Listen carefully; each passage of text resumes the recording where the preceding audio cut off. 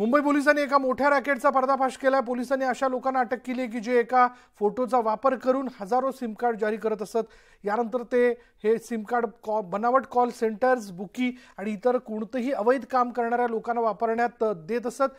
मुंबई पोलिसांचे सहआयुक्त सत्यनारायण चौधरी यांनी याबाबत माहिती दिली आणि या प्रकरणी पोलिसांनी 5 गुन्हे दाखल केलेले असून आतापर्यंत 13 जणांना अटक केली आहे।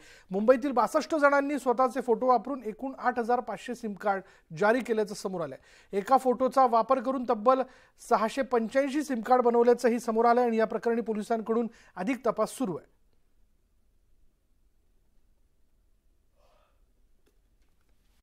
एकच माणसाची फोटो आहे, पण त्याचे आधारे 695 सिम कार्ड इश्यू झालेले आहे, ॲक्टिवेट झालेले आहे। ऐसे जवळजवळ 62 लोकांवर 8,500 मोबाईल जो आहे ते चालू झालेले आहे। यानी 62 लोकांवर 62 लोक म्हणजे 62 फोटोवर 8,500 मोबाईल चालू झालेले आहे।